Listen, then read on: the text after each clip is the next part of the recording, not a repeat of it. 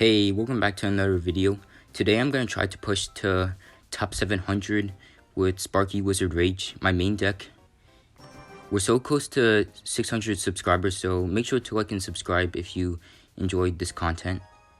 So in our first match, we're up against RKB. So with my hand right now, I can start off the game with the Rage.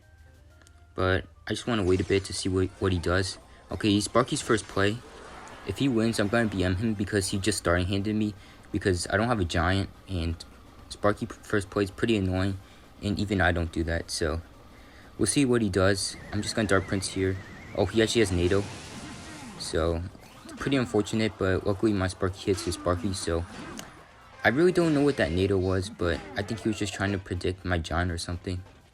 Unfortunately, I'm going to have to take one shot from here because if I put a mini Pekka or Rage, then it's just an overcommitment.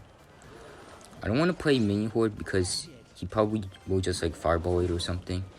So I'm just gonna do Wizard mini Pekka, and this is a good counter push because he doesn't have he doesn't have Sparky in hand, so this is pretty good. I'm not gonna overcommit with the giant or anything. So he plays Ewiz, so I think he's playing the fireball zap version. So he's going Ewiz, and I'll just Sparky in the back because I have no other play.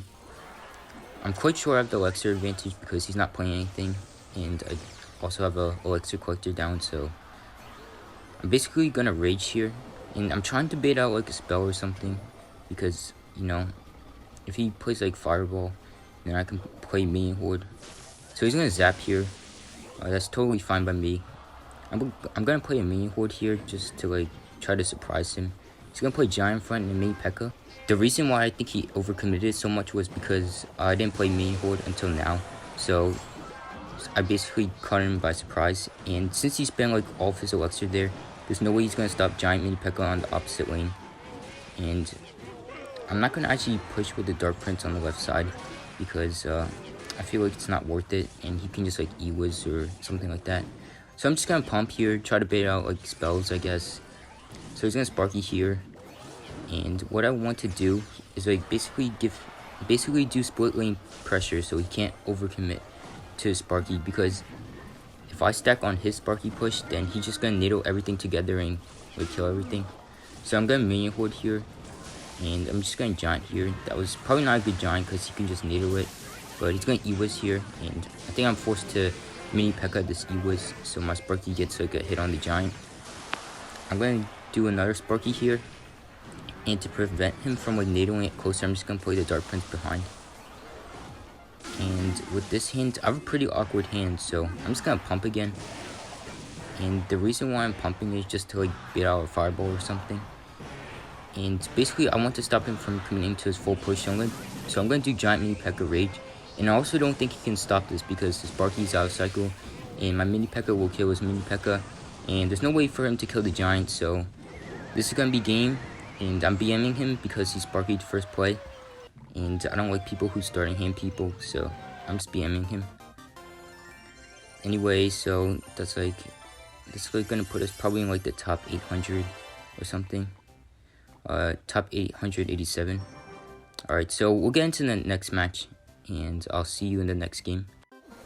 Okay, so we're up against Turkudito. I can't really pronounce that, so I'm sorry if I butchered that name. Anyway, with my hands, I'll just Dark Prince on his Goblin Barrel. And this Goblin Barrel is basically when they Goblin Barrel, you always want to play Elixir Collector in the middle because they can't Goblin Barrel your Elixir Collector since it's out of cycle. And I know he has a rocket, but if he rockets this is a good opportunity to push with the Giant Sparky. And I'm gonna have to ignore this Dark Prince, and the reason why I'm ignoring it is because I have Elixir lead, and playing Mini Pekka or something will stop me from fully committing to a push.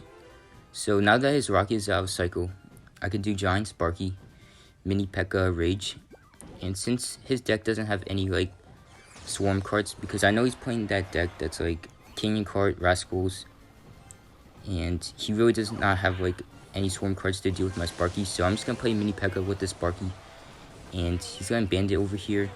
The Sparky's gonna take that out. Hopefully the Mini Pekka takes that out, so the Sparky can kill the Canyon Cart as well. So he's gonna Dark Prince on the Sparky, and I'm gonna respond to this because I don't want to lose like most of my tower. So I'm gonna play Dark Prince here. So I really want to take his tower right now, and I know his Rascals are out of cycle, and I don't think he can stop a giant in front. The reason I'm playing so aggressive is because I think he can defend more easily in double. So this should definitely take his tower down, and I'm not really sure what to do here because I know he's going to counter push with the Goblin Barrel, but I feel like I should just take the Princess and Canyon card out so he can't like counter push with the Goblin Barrel. So right now, I'm hovering my mini P.E.K.K.A over here because I feel like he's going to do something weird like Rascal's Goblin Barrel, and that's exactly what he does. So I put the mini P.E.K.K.A there so the Rascals don't tank for the Goblin Barrel. And I have an awkward hand, so I'm going to have to wizard on this, but that's okay for me. And right now, I don't think it's a good time to pump because he might just spam me. So I'm just going to Dark Prince on the Princess, and since he used his Princess, he does have a snowball, but that doesn't fully kill my mini horde. So now that his Princess is out of cycle, I can do giant mini horde rage in the pocket.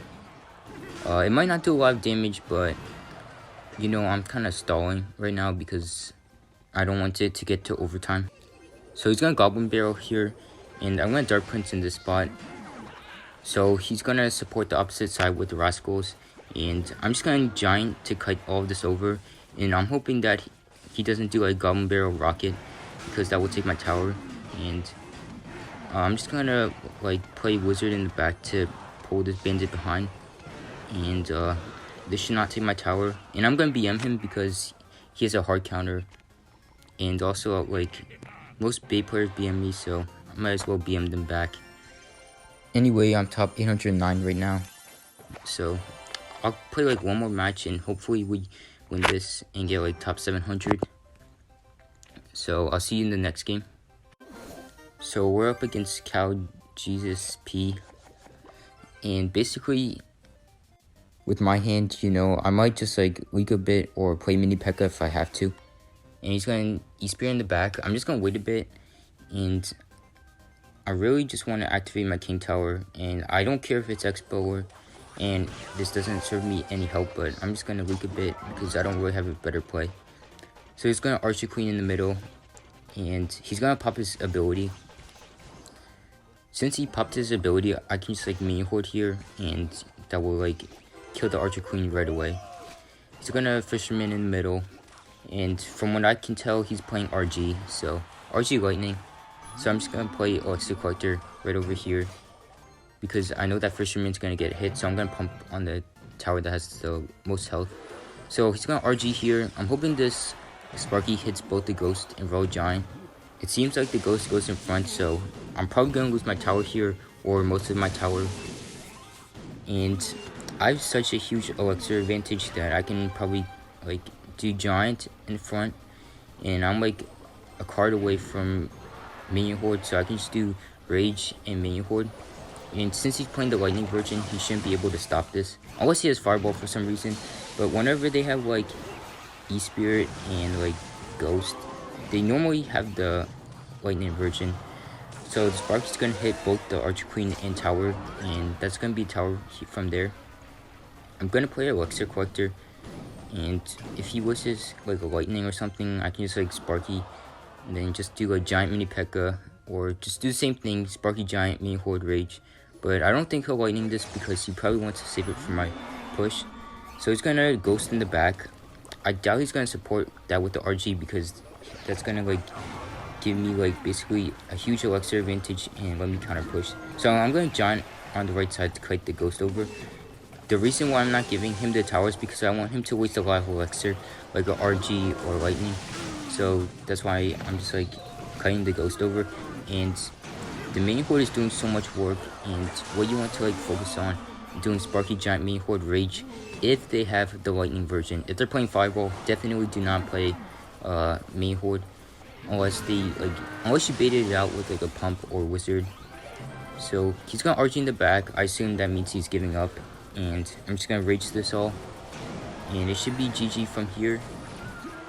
So now that I won, I should be like 7,500 or top 700.